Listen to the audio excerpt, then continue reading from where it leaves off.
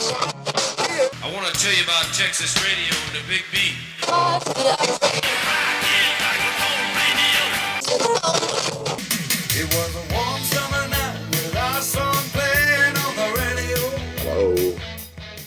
There you go. Hey, hi, Bobby. Hey, how you doing? 50 years. It's been a long time. How you doing, man? Like everybody else, Yeah. So where you at? You're in Florida? I am. Been back here for 48 years. I come home 4 or 5 times a year to hang out at the Magic Castle and the Mission Inn. So the Magic Castle, you still doing that? I do, yeah, absolutely. You should let me know and I'll come up and... Okay. Where are Yeah. you? Where are you? I'm in Laguna Niguel right now. Oh, But- perfect. Yeah, but I'm in the process of moving down to Temecula.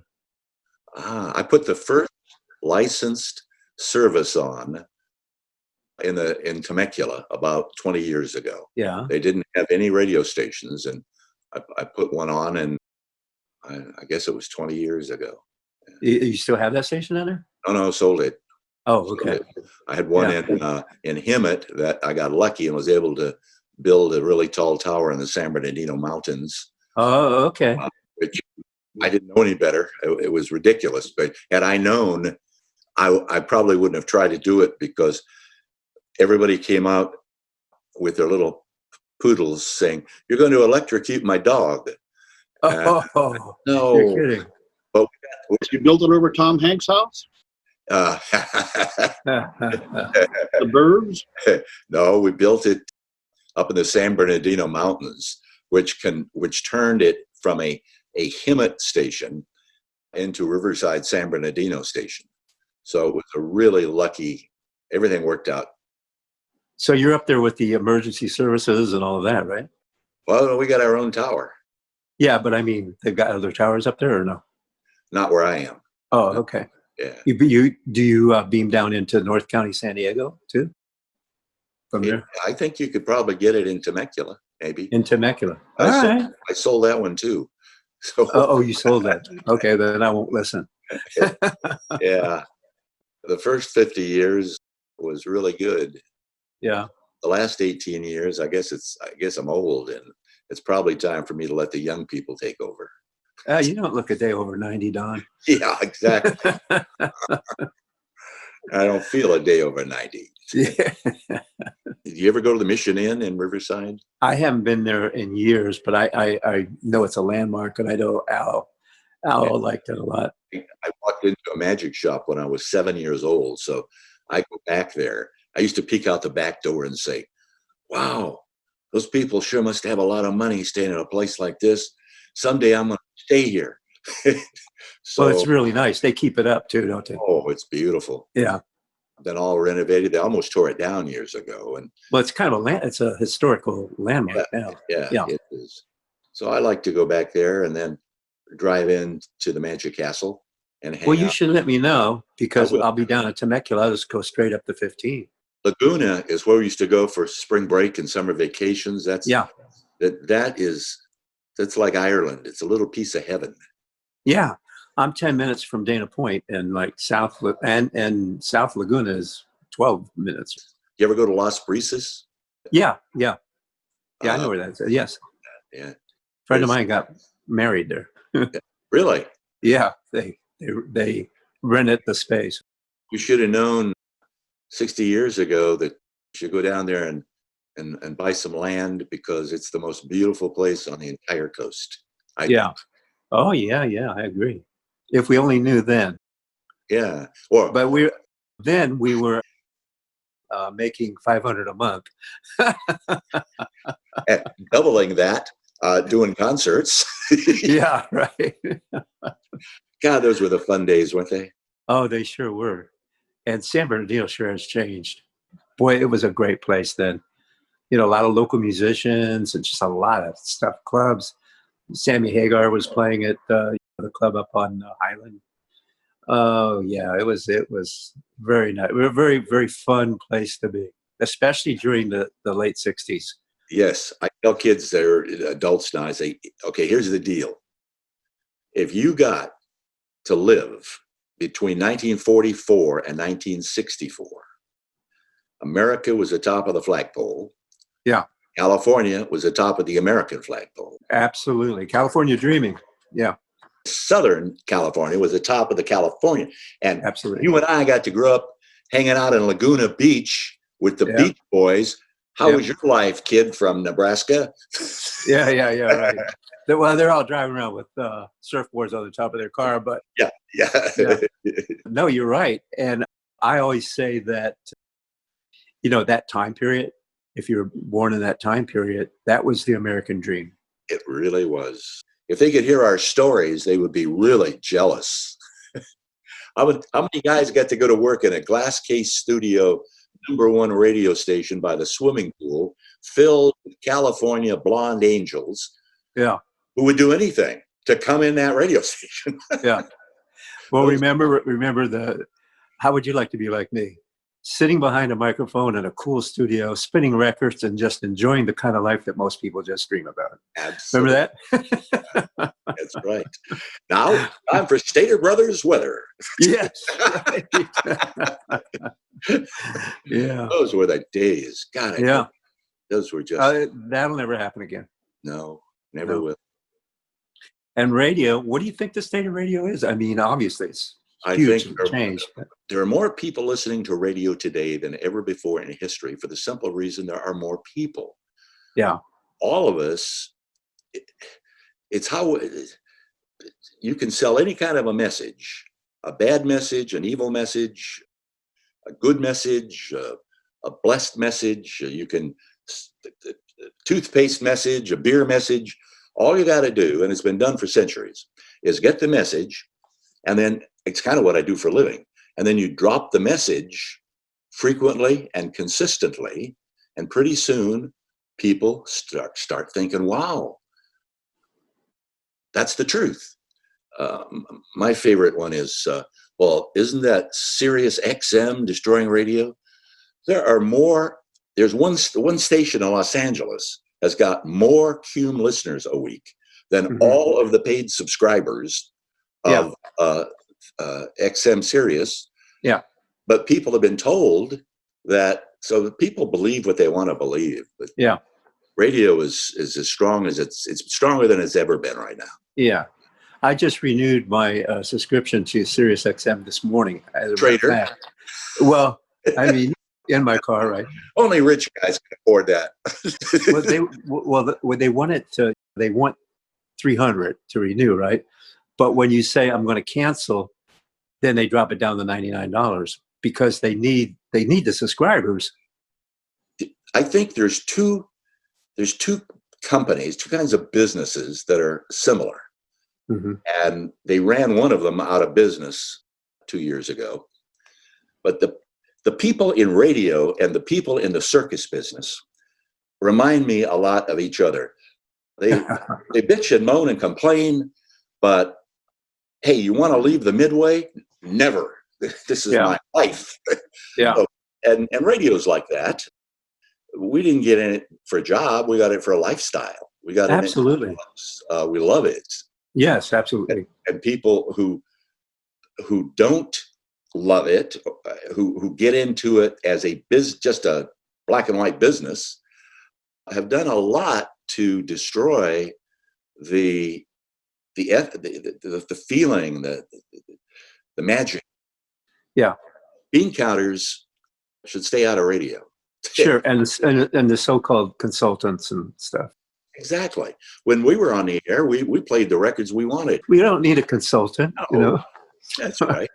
We don't need somebody we don't even know from somewhere else. We answered telling the us. telephones and talked to, and went out to concerts and parties and stuff. And those people became our friends. And again, that's local. That's local. That's right. Yeah. Yeah. I'd like to bring it back. Oh, it'd be great. I pulled up there to KFXM coming from Arizona. You remember Kim Mariner? I do. He ended up on television. Yes, he did. And he was very good at it. Yeah. And then he went he was at CBS Los Angeles. The radios, they have I think 5 stations in the same building there. Yeah. But now he's retired and he's in Palm Desert. But he worked with me at KTKT in Tucson. He was doing news. And then he moved to KFXM. And then he told Al, hey, you got to hire this guy, Bobby. And so Al hired me. I put everything in my car like we do. Your radio, everything you own. Pull up in front of KFXM. And there's a strike nobody told me about. So who were the guys that were out on the line? And you were out there, right? You came back in? No, I was the only person that voted against it. Oh, you voted against it? I was. And yeah. I pulled into work that day, and there were all my buddies out there. Hey, Don, here's your sign. I said, no, I'm not doing that. And, good for you. I drove off into the sunset. Yeah. I always thought, geez, these guys gave me a job. Mm-hmm. I could work in at the hamburger place. Yeah. They gave me a job, and I'm going to return the favor like this? I don't think so. No, it was Jim Conniff that started all that. Yeah. Yeah. That Ray Conniff's son, right? Or Ray Conniff Singer is his son. Yeah, right. There was Charlie Walters. Yeah, I remember Charlie. Lions, Danny Dare. Yeah, those 2 guys came back in, Danny Dare and Charlie Walters. Yeah. Yeah.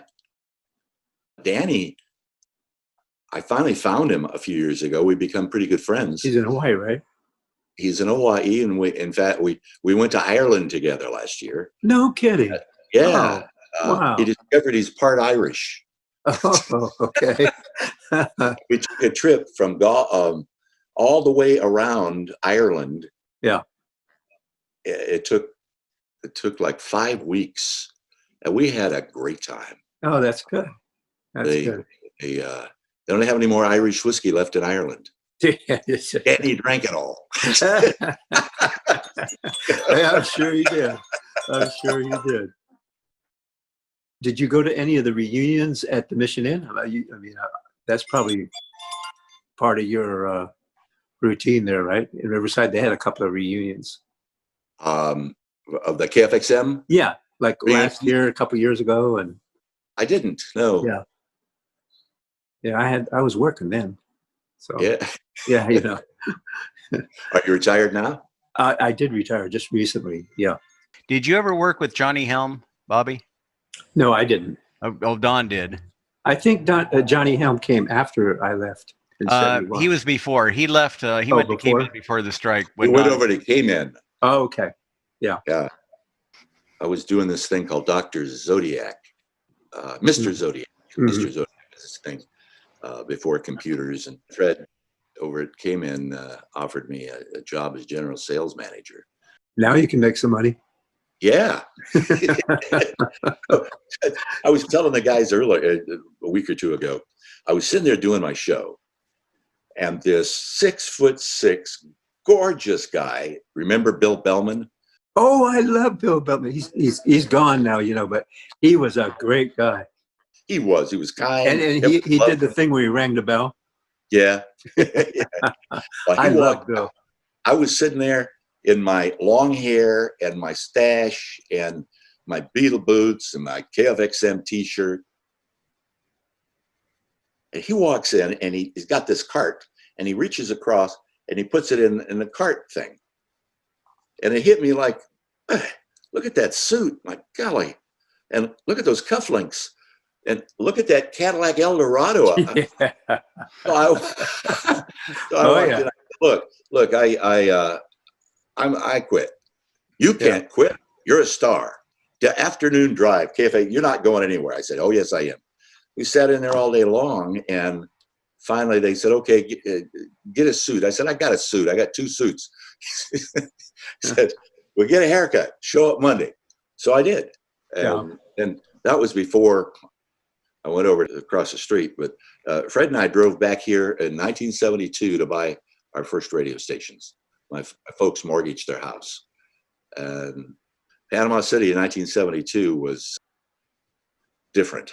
Your parents mortgaged their house? Yeah. Whoa, that was risky, huh? That was a step of faith. I've always said, and it's proven true in my life, I would much rather be really lucky than smart or good. just lucky. And we were at the right place at the right time in the universe, and it worked. I got a lot of friends who started in 2008. They were smarter, they were better educated, had more money, and they lost their shirt. Mm-hmm. That's when 2008 was the Oh recession. yeah, it crashed. Who's got the puppy? I do. That's Critter. Let's see Critter him. wants out. No, Critter wants to eat. Either one of you have any stories? I know Johnny had some good ones about Dick Lyons. Yes, but we can't talk about it. Yeah, exactly. He was There's nothing He I was the want to king. say. Yeah. the king of femme fatales, Dick Yeah. Lyons. And now here's Dick Lyons. Yeah. Yeah, we just followed him around. Yeah. Yeah. He was great. He was good. He was a good-hearted guy. And I called him a few months ago, about a year ago, I guess, and talked to him for a while. He's still out in California. Yeah. He was extremely popular, and everybody loved Dick. I saw something on I think it's called I Loved AM Radio, that group. Are you familiar with that? A Facebook Yes. group? Yeah, so they had something on him the other day. So he's still around, and he's still the guy. Yes, I'm thinking of stories and trying to edit in my brain. So far, Yeah. I haven't come up with one that I can talk about. Yeah, yeah. Yeah. I wonder whatever happened to Charlie Walters. Yeah, I me too. Yeah. Did you ever know Mark Ford across the street? No. No. He ended up with Drake Chenault. And a weird thing happened here. Bill Drake ended up living here in Panama City. Oh, is that right? Yeah. And I got to spend a lot of time listening to his stories that were absolutely incredible. I'll The bet. stuff. Yeah. So, Yeah. I mean, he was able to actually program multiple stations across the country with the Boss Radio format, right? All the number one stations from New All York. the number ones. Yeah. Chicago, Los Angeles, Philadelphia, San Francisco. So that's pretty amazing. Right place, right time. Yeah. Luck. And a Yeah. lot of talent. Yeah. Well, he brought in a whole different format. I think before him was the personality job. Everybody had their own personality, and if you didn't get the ratings, then it was your fault and you didn't have a job anymore. Right. But when you go to this kind of format thing with the Boss Radio format, it's a format. You can't really blame the jocks if they're following the format. But the format was great. So, I mean, but limited to 7 seconds and talk and those kind of things. 2020 news instead of the top of the hour, because top of the hour, you want to sweep the top of the hour so that you can get into the first quarter hour ratings, right? Arbitrons. So he had it down, which before that, people didn't even think like that. Because it was just the guy, the jock was responsible for his time slot and making ratings in that time slot. Yeah, we did whatever we wanted. Exactly. He told me, he said, "You want to know the secret of how I did it?" I said, "Yeah." He said, "I told the jocks, if you don't have anything to say it in as few seconds as possible." Yeah, right. I heard him once say, the jocks should be a whisper in between the songs. Did he tell that to the real Don Steele? Yeah. Tina Delgado is alive. Alive. There's the station of the year belt buckle. Oh, okay. 1973. Oh, that was a good year. I think you worked at this station. What does it say? KMET. What? KMET? KMET, yeah. KMET. It's KMET. Bill gave this to me. Oh, really? Yeah. Yeah, it's a belt buckle. The station of the year, KMET FM. Well, that's going to be worth something. Hang on to that. Yeah. Well, yeah. To the chagrin of my wife, I hang on to everything. Yeah. I never throw something away. You're going to need it later. Yeah. Oh, tell me about it. I just moved into this place 6 months ago, and I threw all my auditions, all my on-air tapes that I taped myself. I just got tired of moving all this stuff, and I'm going, what am I doing with this? I'm going to die anyway in 10 years. You know what? So I just tossed a lot of it, and I'm moving again. So I'm glad that now my move's going to be light. But like you should have given it to Billy and Mike. Because I regret it now.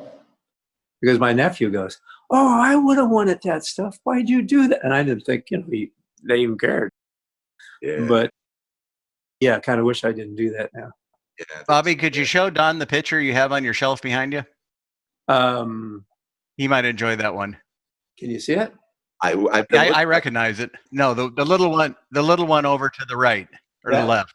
The Reagan one? The Reagan? Yeah. Let me. I don't know if you remember this or not, Don. Is it? Lift it up just a little bit. Yeah.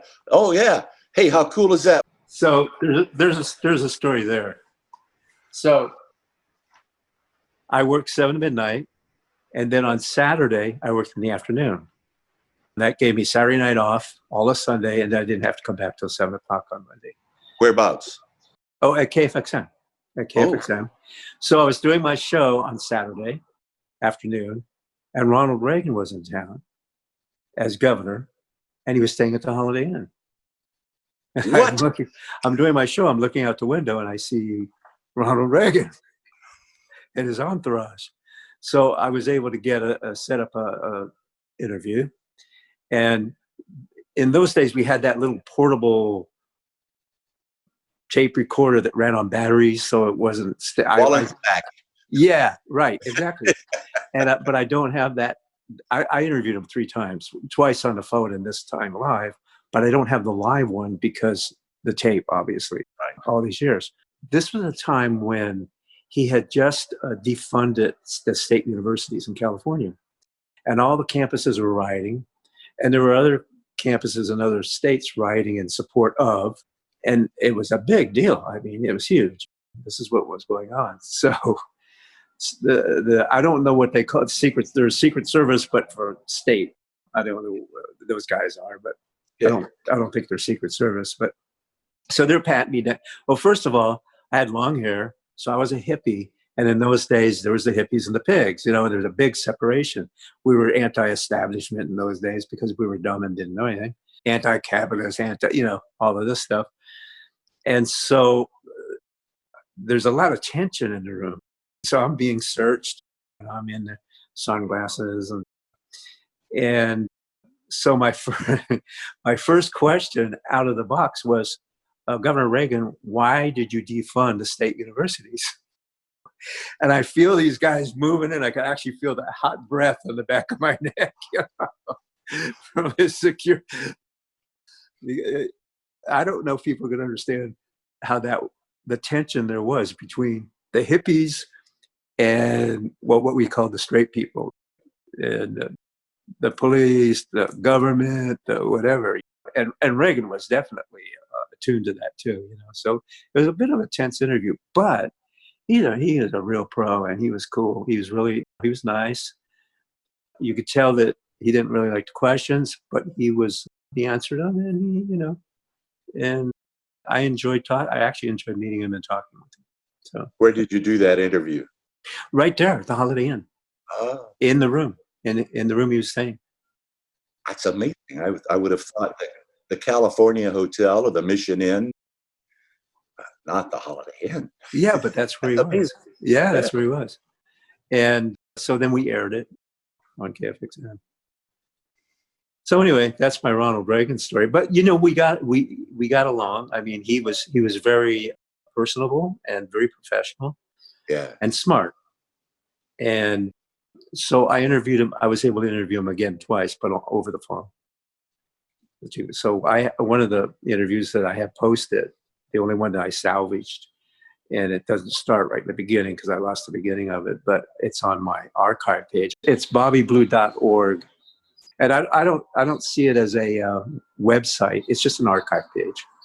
That's the way I look at it. So Well, Billy's bringing Don's website back to life. It had gone off into electron no man's land, and he's pulling it back together. These web pages are like, that's how we can live forever. yeah, amazing. And then right.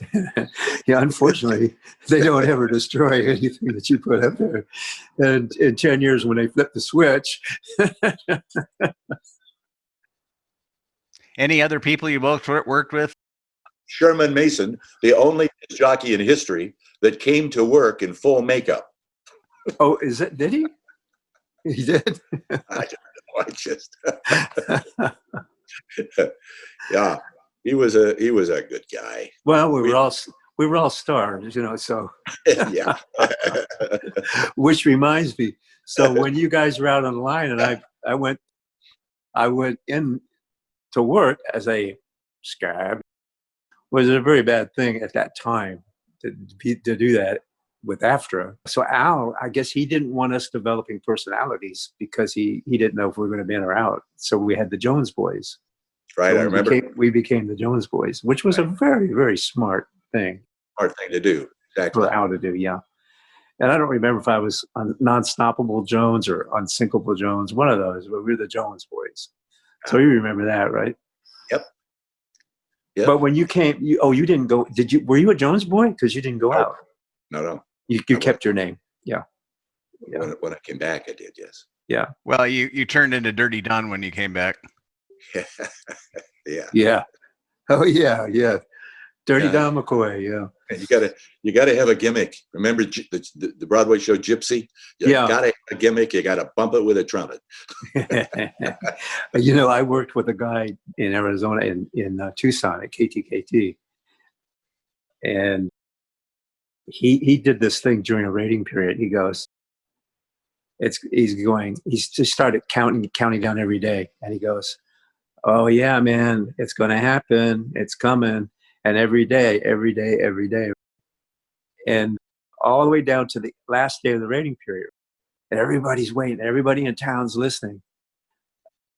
I think his name was Don Boy Perdome, and everybody was listening. Everybody was listening, waiting. They thought the world was going to come to the end. The way he was, every day he would just, his whole show, he would do this. So the last day of the ratings come, and the last day of the countdown comes, and then he doesn't say anything. So the next day, everybody's calling, going, "Well, what happened?" And he goes, "You missed it." What a great, that was, I'll never forget. Won the ratings, right? Yes. Oh, he killed, had everybody was listening. They actually thought they were going to drop the atomic bomb, Next time he's in trouble. Yeah. Crying wolf like that. The next time, I don't think they're going to believe him. No. And then he had another thing where he'd go, "Yeah, write in and get your big red one." And every day on his show, "Get your big red one." And people would write in, and then he'd send them a big red number 1. The guy was pretty smart. Do you remember KCBQ San Diego? Oh, the last contest. Yeah. I grew up in San Diego. KCBQ was my station. And to this day, I think, in my mind, I don't think there was a better station than KCBQ. They did everything right. Never been topped. Yeah. That blew out phone lines all over Southern California. It was incredible. And then KPRI. I worked there. I worked there. Yeah. I went to KNAC in 71. Long Beach. And San Diego was doing KGB Boss Radio, AM. And they just switched on the FM to try and compete with KPRI and do progressive rock, freeform progressive rock. Right. So they hired me from KNAC. I went down there in 73, and I opened a club, and it was called Neutral Ground, so that all the bikers could come and everything, but they couldn't wear their colors or patches or anything. Everybody could come. It was a really classy club, tablecloths and everything. And then on Thursday, Friday, and Saturday, we would do national acts like Elvin Bishop, Tim Weisberg, Santana, those Sons of Champlin. And we do those groups and then simulcast it on KPRI. But something happened at the club that I don't think I want to go into right now. So I had to call. So I called KNAC back and I said, hey, I want to come back to KNAC. And Ron McCoy said, when do you want to start? I said, tomorrow. He said, yeah, come on up. So then I went back to KNAC until 1977. So I was there. But in San Diego, I was at KPRI in 1973 for the full year almost. Yeah. That changed that whole inner sanctum radio changed radio from top 40 to album cuts and being cool. Yeah. Yeah. So when when I left KFXM, I was telling these guys here that Al would be calling me into his office almost every day because I wouldn't play like Bobby Sherman, The Foundations, Build Me Up Buttercup, Spiral Staircase, Love You More Today and Yes, whatever. If I was playing Hendrix, Creedence, Three Dog Night, and Al would call me in and go, Bobby, you have to play all the records, on your show. So that was the big thing. So with that pressure, and I was working with all the concerts at Swing with the guys, and that's what moved me to KNAC. And actually, I took less money to go to KNAC. And that was a time when, AM was, well, as you know, prior to 1966, there were no FM radios in cars. But the FCC mandated that after 66, any radio that was built or sold in the United States had to have the FM band. So that changed everything because now all the cars have FM. So, but prior to that, the AM station owners, they got the FM, it was just nothing. I bought WG&E back here, and the lady said, "Oh, you can have that 100,000 watt FM. Nobody listens to it." That was 72. Yeah, and if you were to tell anybody that it would be that an FM station could be number one in any market, they would think that the lights are on, but nobody home. Right. Yeah. But with FM radio in cars, then everything started to change. And when we start in the beginning of freeform progressive rock, anything that was played on AM, we wouldn't play. I mean, we would play Hendrix, but we wouldn't play Purple Haze. We would play something off the album. Everything had to be off the album. And it wasn't called AOR then until the consultants came in and decided they're going to format it around 1975 is when that started. But prior to that, it was a big, big no-no. If it was being played on AM, you don't play it on KNAC anyway. KLOS was doing what we call corporate rock. It was the hits on FM. But once they started formatting FM radio, it became AM on FM. And look at Sirius XM. I mean, they're doing a total AM format on, like 60s at 6 and, those stations. I mean, they sound like 50s AM to me. Yeah, but not 60s. Yeah, right. The old clock on the wall. Yeah, right. And you just keep giving the time because you have nothing else to say. Nothing else to say. Time and temperature, right? Right. Yeah. Yeah. And Bill Drake would say, if you don't have anything to say, all right, don't say it. Say it in as little time as possible. Did you know Ron Jacobs? Yeah. I would go. He was born in Hawaii. Yeah. His parents were from New Jersey, and they were over there, and he was born. So he's a native Hawaiian. And not to interrupt, but I was born there too. I was born. My dad met my mom. My mom's from Maui. That my family for over 250 years. They came to work in sugar like everybody else. And so my dad was stationed at Pearl Harbor during the war. He met my mom, and they got married. Yeah. And of course, Hawaii didn't become a state until 1959. So technically, I have Hawaiian citizenship and I have American citizenship. even though Hawaii's America now. You know? Yes. But if it gets down to it, the benefits that, whatever benefits Native Hawaiians can get, actually, I'm a citizen. I'm a Hawaiian citizen. But I mean, it means nothing to me because I don't do anything with it. I don't even keep up with what's going on. I have a lot of family over there. In And Maui. I talk to them all the time. So I go over and visit Danny every year, just about. He ended up with a beautiful home. yeah. On just around Diamond Head and He's on Oahu then, huh? Yeah. He's on Oahu. Yeah. Yeah. He got into sales. Well, see, there it is. The talent is at the bottom of the food chain, but talent never realizes that when they're on the air having, being a star. Too late. Yeah, right. Yep. Yeah. Well, I found that I could do both. Yeah. Write the commercials. Yeah. Go in the production room. Yeah. Produce them. Cut the middleman out. Yeah. Bill Bell. Yeah. Right. Bill Bell. Yeah. Right. Exactly. Yeah. Yeah. And it was like being on the air anyway. You're gonna do creative stuff with it. Sure. Absolutely. Yeah. Mm-hmm. Just like the guys in the helicopters doing traffic. I mean, they're stars. Everybody knows their names. In LA here. Yeah. That's a good gig. Yeah. Is Chuck still doing? I'm not sure if he is. I haven't heard from him in a while. Yeah. Eye in the Sky. Yeah. Yeah. Yeah. I went in there in the middle of the night 5 or 6 years ago and went out to the airport and went with him. It was really kind of cool flying around and all over Los Angeles with it all lit up. And I said, God, what a neat job you've got. He said, it gets boring like everything else. Yeah. Well, so the traffic was good, but all the traffic helicopters were in a holding pattern over LAX, right? Yeah. Yeah. So anyway, cool. You look good, man. Good talking to you too. I got some pictures of what I really look like. It's not that.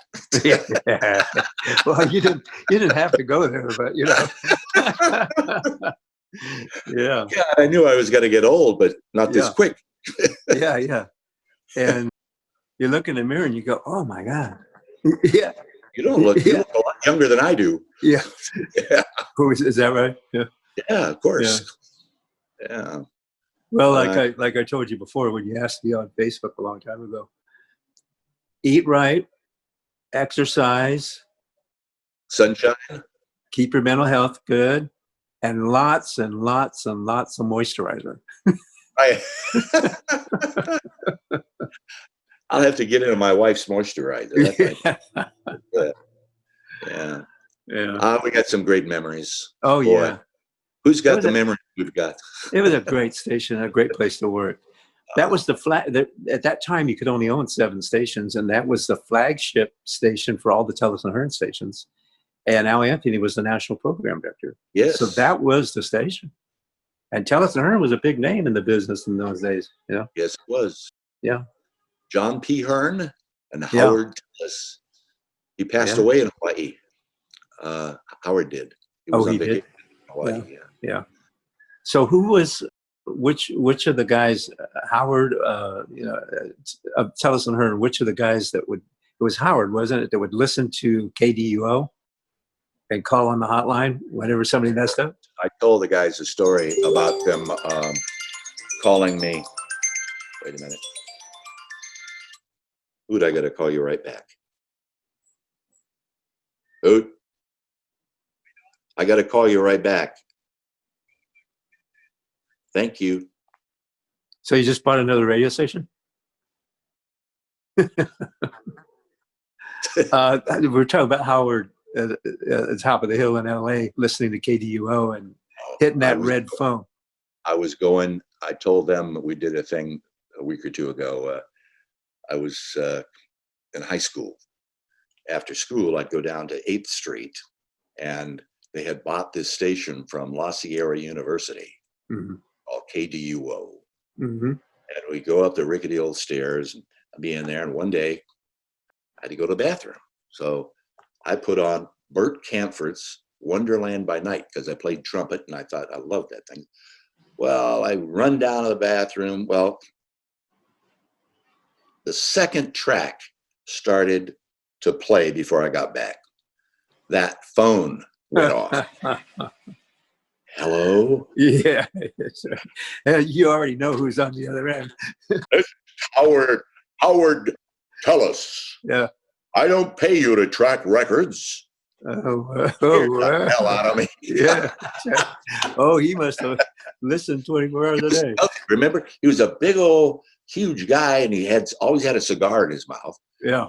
And he, in those days, boy, he was scary. Yeah.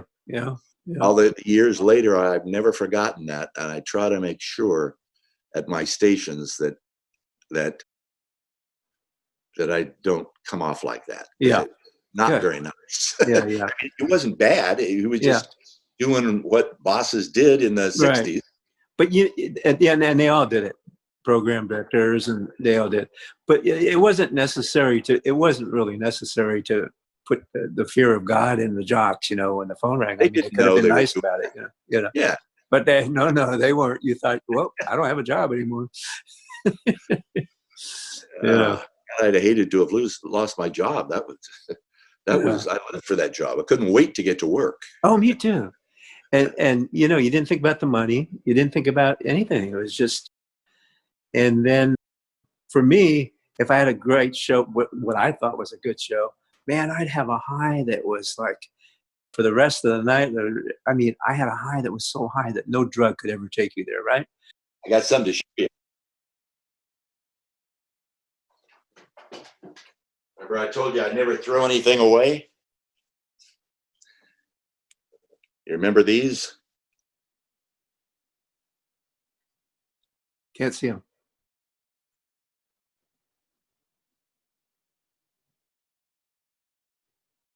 Oh, is that what they are? They're pens? Yeah. It was just hard to see from here. The microphone's here, and then the call letters are up here. Yeah. KFX, KDUO. Cool.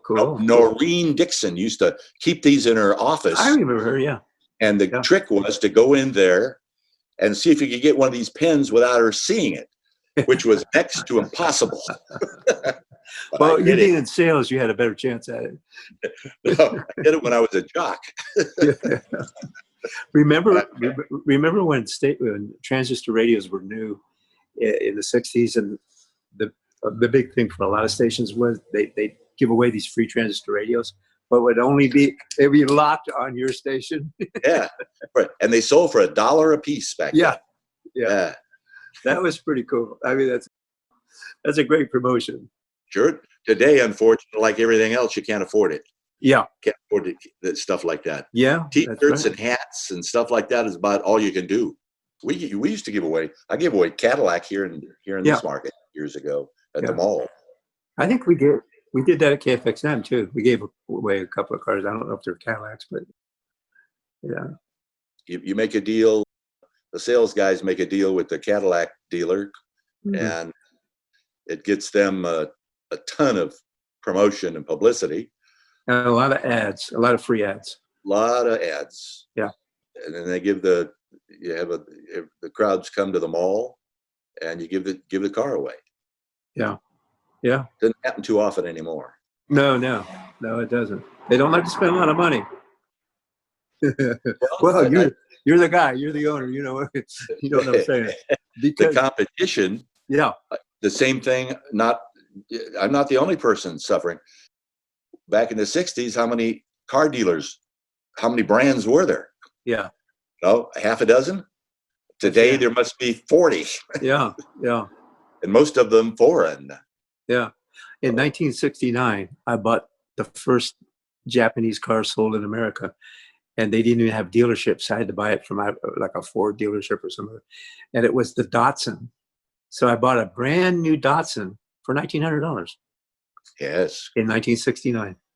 And of course, they're Nissan. That's a Nissan company now. They changed the name. But yeah. Yeah. Oh, that's when Japan entered the market. I used to have a little Dayglow green Fiat 850 Sport Spider when I was working at the station. Yeah. and it cost me $2.67 to fill it up, and I drove all week. Yeah, there you go.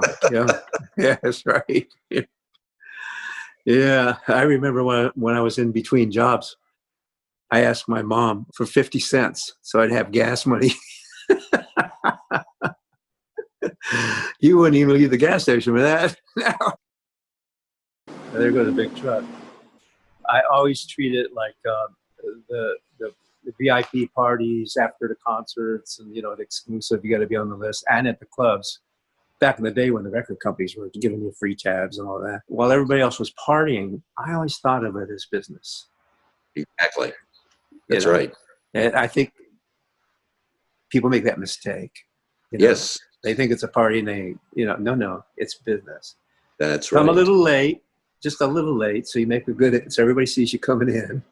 Shake hands with everybody, right? Yeah. And stay an hour or whatever, and then slip away without anybody knowing that, and then they're not going to miss you anyway, and you've done what you need to do.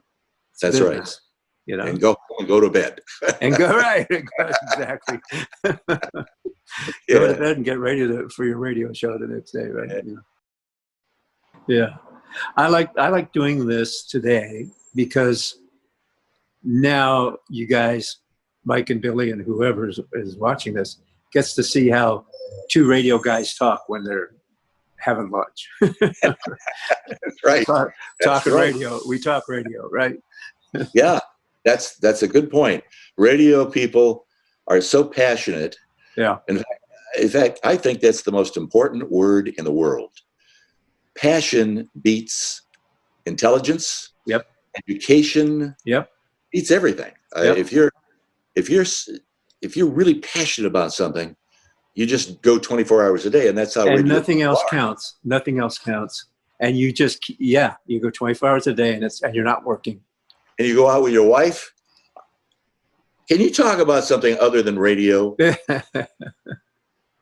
No. But you're enjoying the dinner, right? So yeah, have another drink. Yeah, right. Another martini from Mother Cabrini. And it's almost as much fun reliving it 50 years later. Oh, golly, stuff that we've talked about, I hadn't thought about in years. This is like this is like chicken noodle soup. It's good for the soul. And it'll be here forever. So 100 years from now, people can see how good it used to be. So we can die now? Oh, hang on for a while. Oh, okay. Do you know why the younger generation is always upset? Because their music sucks. Yeah. That'll do it. I like that. That'll do it. I agree. I've got a question for Don that I've been thinking about since I've been looking at this stuff. A while back, you were talking about a jock that came through and stayed there and went on to. Oh, Laddecker. And you said he was a great DJ. I ended up at WLS Chicago. John Laddecker. What makes someone, in your opinions, a great DJ? What criteria to make you say that he was a great DJ? To be able to think, to have the talent to think fast enough, have something interesting to say, and to be able to say it with excitement in as few seconds as possible. And actually, absolutely, to have something to say is very important. It's called show prep. Yeah. What? What's that? They say today. Show what? Yeah. Yeah. Do you think he's the top of the pile then, Don? Well, he ended up at WLS Chicago. Yeah. There you go. I guess for lack of a better analogy, is there a Vin Scully of AM radio? Real Don Steele. Robert W. Morgan. Oh yeah. Morgan in the morning. There are a lot of guys. There were a lot of guys whose names, because of age, that have faded. but there were a lot of great jocks. Yeah. 60s. Shameless Patrick O'Hara, KCP2 in San Diego. Coffee Pot Jim Dandy, I think his name was. He went by. He had the morning show, so he'd have coffee with him. Yeah. A lot of great talent. We're not the last, are we? Well, you know what? It's a voice track for the most part, right? I mean, yeah. So, I don't think the guys today can even understand what we were doing, because we cued the record. The record's only like 2.5 minutes. Answered the phones, ran the contests, did the transmitter readings or whatever. Anything else that was coming along, we had to handle in that 2.5 minute period. Right. And boom, and get the commercials ready. The next that commercial break had to be ready. You had to have the right commercials off the log, and you couldn't have conflicting commercials and all of that stuff. And it was just constant. I mean, high energy. Now, I mean, it rolls off the computer. I'd like to meet that guy that created the ability for a disc jockey to flip a switch and leave the studio for 20 or 30 minutes. Yeah. And it does it itself. Yeah. There's something un-American and unholy. Yeah. I'd like to meet him too, but that's for good reasons. Yeah. They changed the world on us while we weren't looking. Yeah. Yeah, they did. Lee Abrams. I think it's kind of amazing too that if you look at it, exactly a 50-year-old KFXM Tiger Mag, that 4 of the 6 people are still quite active and in touch. You two and Danny Dare and Johnny Bruce. Yeah. Yeah. Yeah, Johnny's out in Sylmar, out in that area. He was with K-Bob, but I think they made some cuts. So. Last time I saw him, I stopped by a station in Palm Springs, and he was on the air. Yeah, he was at the oldie station there. Yeah. Yeah. And I know we used to drive to Palm Springs, and then it was forever and 2 days to Indio Desert to get there. Yeah. I drove from his station down Palm Canyon, and I was looking at the buildings and no desert, and all of a sudden I was in Indio. Yeah. I mean, it's all just one place now. It's amazing. Yeah, I went down there just to do weekends for the fun of it for about 3 years, and at KCLB. And it was just a typical shack out in the middle of the field. And we were the rock station, FM rock station. And in the same building behind us was the Spanish station. And these guys didn't even speak English. And once in a while we would cross promo. If they had like a Mexican star musician or singer or something, I would anyway. I'd pull him in on my show just to get that little added audience. Well, not just that, but I enjoyed talking to him. Yeah, the problem is a year is only 365 days. It would be better if we lived on Jupiter. Yeah. Days are a lot longer there. Yeah, yeah. So you remember when you were a kid, you thought 100 years was a long time? Oh, yeah. Listen, I thought 40 was a long time. I used to tell, I was doing so many drugs and doing so much stuff back then. I used to tell my friends, hey, man, I don't want to live. I don't want to live to be 40. I don't want to be old. 40 came and I went, uh-oh. And that's when I changed everything. Yeah. Straightened up my act. I used to think 40 was old. Well, remember the saying, anybody over 30, don't trust anybody over 30. Over 30. Yeah. Of course, I was already pushing that one. It was just yesterday, 30 years. I mean, I remember my 30th birthday. It was like last week. Yeah. Yeah. It's a blink and you're just kind of, next time through, we'll do better. Yeah. Yeah, right. You'll appreciate it more as it's going by. Right. The things that we got to see and participate in, the concerts, the rock stars, the parties. when it was happening, we should have been saying, wow, Yeah. I'm going to remember this. Yeah. When I get old, I'm going to cherish this moment. We didn't. We just kind of. No, it was just everyday life. It was a lifestyle. It was a lifestyle, and it was kind of appreciated it more when it was happening. Yeah, exactly. Because there were days I didn't even want to come to work, just because I didn't feel good, or I was partying too much the night before or something, Oh, I got to work. But you still love it. In fact, once it's in your blood, it's in your blood for the rest of your life. I wouldn't change one thing. Yeah. And here we are, 50 years later, we're still talking radio. Yeah. And you're doing radio in a big way. Yeah. We'll all have to meet up at the Magic Castle for dinner. Yeah, absolutely. Well, let me know. Absolutely, let me know. I will. Thoroughly enjoyed talking with you today. I did too, Bobby. Real pleasure. And yeah, so next time you're in town, we'll have lunch. Absolutely. All right. Dinner at the Magic Castle. Hey, perfect. Thanks again, everybody. Thank you.